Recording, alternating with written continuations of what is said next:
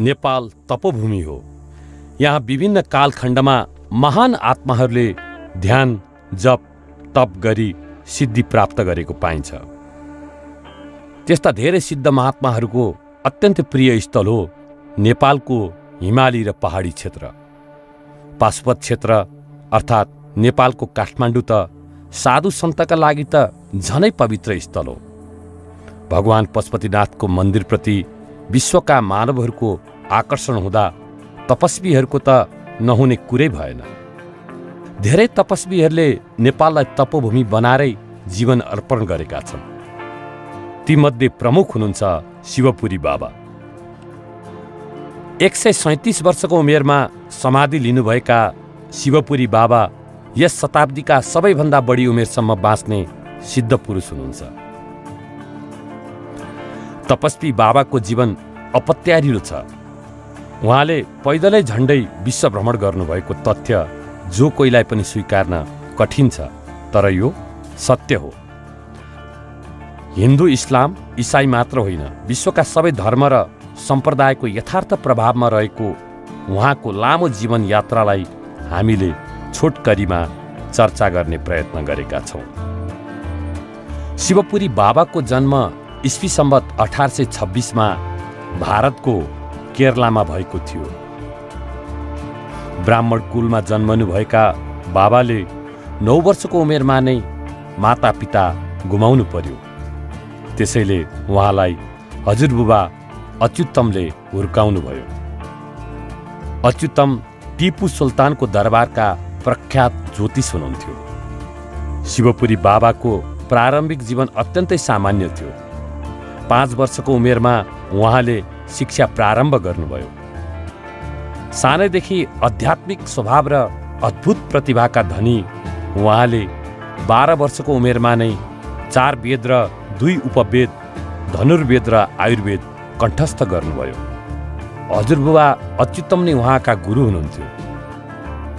15 वर्षको नपुग्दै सन् 1840 मा बाबाले ब्रह्मचर्य आश्रम अर्थात् औपचारिक शिक्षा पूरा गर्दा उहाँका हजुरबुबा अच्युतमले वानप्रस्थ प्रवेशको लागि गृहत्याग गर्नुभयो। सम्पूर्ण सम्पत्ति आफ्ना जुम्ल्या बहिनीहरूलाई जिम्मा लगाएर बाबा हजुरबासँगै वनतिर लाग्नुभयो। ईश्वरको खोजीमा उहाँहरूले नर्मदा नदीको किनारमा फैलिएको घना जङ्गललाई तपस्या स्थल बनाउनुभयो। बाबाले वृद्ध हजुरबाको सेवासँगै आफ्नो जप र तप अगाडि बढाउनु भएको थियो। नातिको स्वभाव बुझेका हजुरबाले आफ्नो मृत्युपछि शिवपुरी बाबालाई भगवान प्राप्ति नभएसम्म निरन्तर ध्यान गर्नु, त्यसपछि भारत र विश्वभरि पैदल यात्रा गर्नु भनी उहाँको भविष्यको मार्ग बताउनु भएको थियो। बाबाले आफ्ना गुरु हजुरबाको आदेशलाई शिरोधार्य गर्नुभयो। हजुरबाको निधनपछि भने सनातनीबाट उहाँले आफ्नो जीवन सन्यास मार्गतर्फ अघि बढाउनुभयो। दक्षिण भारतमा रहेको शङ्कराचार्य मठमा दीक्षित भएका बाबाको सन्यासी नाम गोविन्दानन्द भारती हो। युवा अवस्थामै सन्यास धारण गरी फेरि नर्मदा किनारको विशाल जङ्गलतिरै लाग्नुभयो बाबा। त्यो निर्जन जङ्गलमा एक्लै जङ्गली फलफुल र कन्दमूलको सहारामा एकान्त वासमा रहनुभयो। समस्त नाम रूप भन्दा पनि अगाडि रहेको निर्गुण निराकार भगवानको दर्शन गर्ने उद्देश्य साथ उहाँ कठोर तपस्यामा लीन हुनुभयो। भगवानको साकार रूप प्रकृतिसँग रमाउँदै निराकारको खोजमा नित्य निरन्तर लीन हुनु मानव जीवनकै दुरूह र कठिन पाटो हो।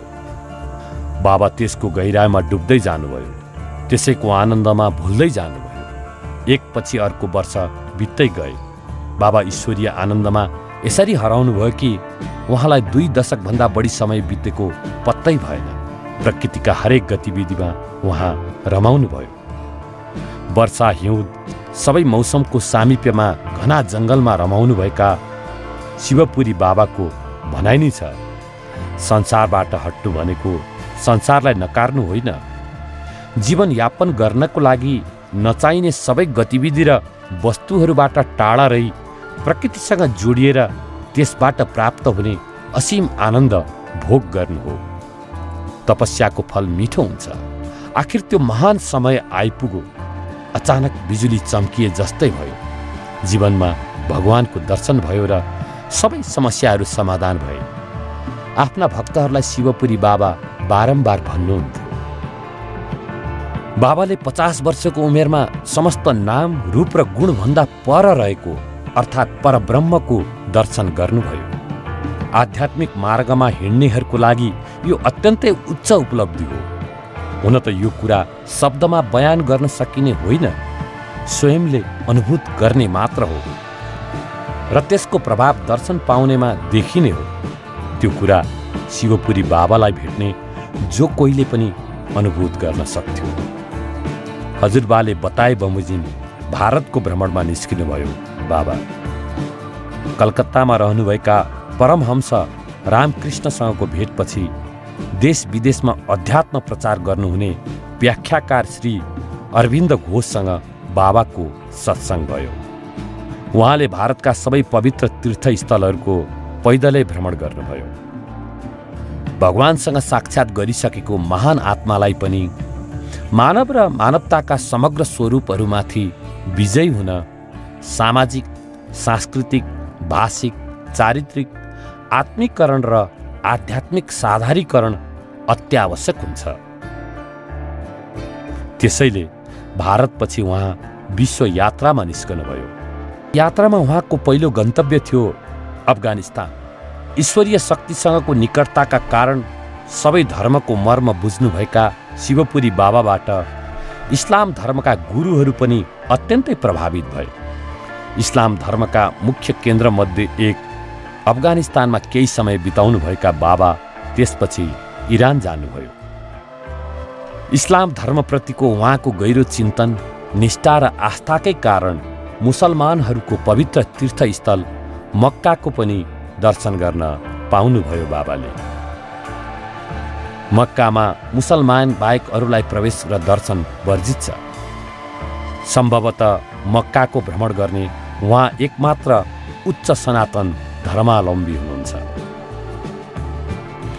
बाबामा इस्लाम सम्बन्धी यति धेरै ज्ञान थियो कि उहाँका कुरा सुनेपछि जो कोहीले पनि उहाँलाई मुस्लिम संस्कृतिका अभिन्न चिन्तक ठान्थ्यो। दैविक शक्ति सम्पूर्णताको रहस्यप्रति आफ्नै प्रत्यक्ष अनुभवका आधारमा बाबा इस्लाम धर्मबारे गहन विचार व्यक्त गर्नुहुन्थ्यो। बाबालाई सबै धर्मको मूल तत्त्वबोध भइसकेको थियो। त्यसैले बाबाको जीवन दर्शन र चिन्तन प्रवाहलाई हेर्दा उहाँ पूर्ण रूपले हिन्दू, बौद्ध, इस्लाम, क्रिस्चियन सबै हुनुहुन्छ भन्ने अनुभूति हुन्छ अध्यात्मदर्शीहरूलाई। त्यसैले बाबा विश्व मानवताकै पूर्ण हुनुहुन्थ्यो। मक्काको यात्रापछि बाबा सन् 1890 क्रिस्चियनहरूको पावन भूमि तथा यसु ख्रिस्टको जन्मस्थान इजरायलको जेरुसलम पुग्नुभयो, जुन मक्काबाट 800 माइल टाढा छ। केही समयपछि उहाँ टर्की र बाल्कन क्षेत्र पुग्नुभयो।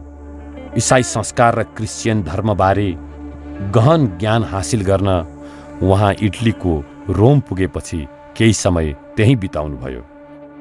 यसरी बाबा विश्वका जुन जुन मुलुकमा जानुभयो त्यहाँ उहाँको भेट प्राय राष्ट्राध्यक्षहरूसँगै हुने गर्दथ्यो। सन् 1896 उहाँ बेलायत पुग्नुभयो। महारानी भिक्टोरियाका तत्कालीन भारतीय सचिवालयबाट उहाँलाई निमन्त्रण गरिएको थियो। महारानी भिक्टोरियाको विशेष आग्रहमा उहाँ 4 वर्ष जति बेलायतमा बस्नुभयो। त्यहाँ बस्दा उहाँले महारानीसँग 18 पटक भेटघाट र कुराकानी गर्नुभयो। सन् 1901 महारानीको निधनपछि उहाँ बेलायतबाट अमेरिका पुग्नुभयो। बाबाले तत्कालीन अमेरिकी राष्ट्रपति थियोडोर रुजवेल्टसँग भेट गर्नुभयो। 3 वर्ष अमेरिका र सो क्षेत्रका विभिन्न स्थानहरू भ्रमण गरी उहाँ त्यहाँबाट सन् 1904 मेक्सिको जानुभयो। त्यसपछि एन्डिज पर्वत हुँदै उहाँ कोलम्बिया र पेरू पुग्नुभयो। दक्षिण अमेरिकाका विभिन्न देशमा निकै समय व्यतीत गरी बाबा प्रशान्तका टापुहरूको सामाजिक सांस्कृतिक जीवन बुझ्न पानी जहाजको यात्रामा निस्कनुभयो।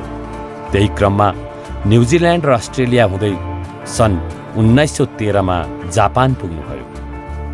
जापानबाट प्राचीन तीर्थयात्रीहरूको बाटो पहिल्याउँदै बाबा सन् 1915मा नेपाल आइपुग्नुभयो। विश्वासै गर्न नसकिने अचम्मको यात्रा थियो त्यो।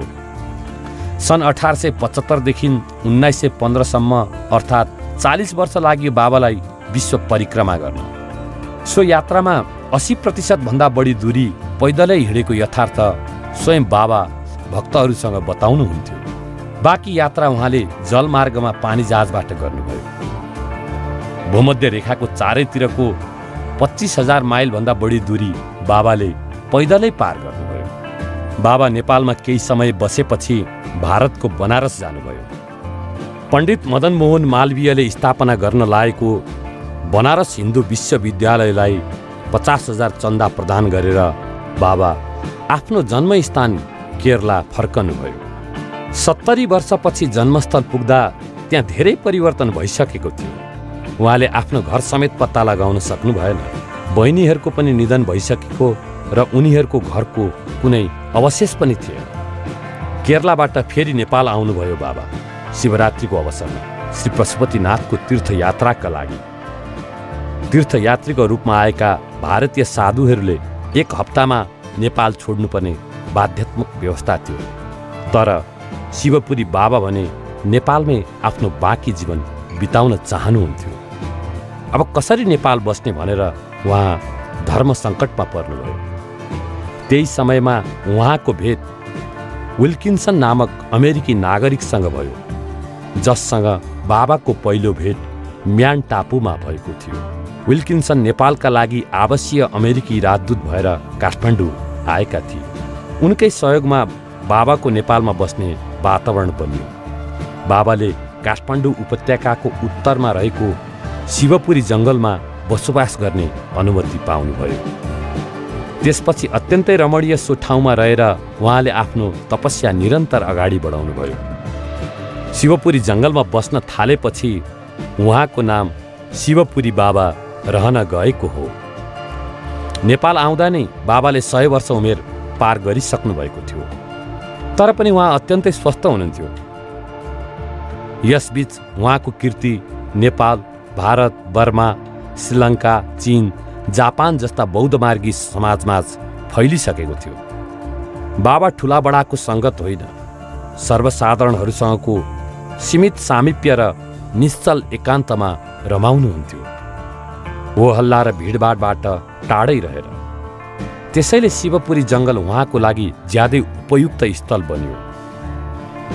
बाबाले आफ्नो बारेमा कहिल्यै खुलेर बताउनु भएन। भेटघाटमा आएकाहरूलाई पनि आफ्नो बारेमा नभई आफ्नो ज्ञान, विचार, दर्शन र आफूबाट पाएको शिक्षाबारे मात्र जिज्ञासा राख्न अनुरोध गर्नुहुन्थ्यो। तर विधिको विधान जति नै विद्वान, ज्ञानी, दार्शनिक तत्त्ववेत्ता भए पनि हुने हुनामी टरेर टर्दैन। आयुर्वेदका उच्च ज्ञाता बाबाको गिजामा अचानक क्यान्सर देखियो। त्यसपछि भने उहाँ शिवपुरीबाट झरेर सन् 1943सम्म पशुपतिको किराँतेश्वरमा बस्नुभयो। डाक्टरहरूले बाबाको उपचार निकै मेहनत गरेर गरे, तर निको भएन। रोग झन बढ्दै गयो।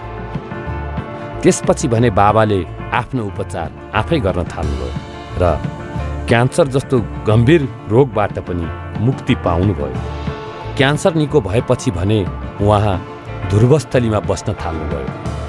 त्रिभुवन अन्तर्राष्ट्रिय विमानस्थल छेउको गल्फ मैदानसँगै जोडिएको जङ्गलको बीचमा रहेको सो स्थानमा अहिले बाबाको समाधि स्थल र आश्रम छ। नेपालमा झन्डै 38 वर्ष बिताउनुभयो शिवपुरी बाबाले। यस अवधिमा हजारौं स्वदेशी तथा विदेशी भक्तजनहरूले उहाँको दर्शन पाए, उहाँको ज्ञान र उपदेशमा रमाए। विश्वभरिका हिन्दू, बौद्ध तथा इसाईका विद्वानहरूले उहाँको सङ्गत पाएर आफ्नो जीवनलाई धन्य बनाए। जनवरी 28, 1963 अर्थात् 2019 माघ 15 गते सोमबार बिहान 6:15 बजे ध्रुवस्थलीको आफ्नै आश्रममा शिवपुरी बाबाले समाधि लिनुभयो। उहाँ नजिक रहेका भक्तजन अनुसार जीवनको अन्तिम अवस्थासम्म पनि उहाँ पूर्ण होसमा हुनुहुन्थ्यो र बोलचाल गरिरहनु भएको थियो। उहाँको अन्तिम सन्देश उहाँकै शब्दमा स्वधर्म पालना गर्नु, भगवानको पूजा गर्नु, बस यति नै, अरू केही होइन। बाबाले अब म गएँ है भन्दै मानव चोला त्याग्नुभयो। उहाँको पार्थिव शरीरलाई ध्रुवस्थलीमै समाधिस्थ गरियो। अहिले पनि दिनौँ बाबाको समाधि स्थलमा थुप्रै भक्तजनहरूले दर्शन गरिरहेका छन्। शिवपुरी बाबा भन्नुहुन्थ्यो, प्रत्येक जीवित मानिस स्वतन्त्र हुनको लागि यो लक्ष्यमा पुग्नै पर्छ, किनकि मानिस सबै जीवित प्राणीहरूको मुकुट भएको छ, तर केवल एक व्यक्तिले यो हासिल गर्न सक्छ।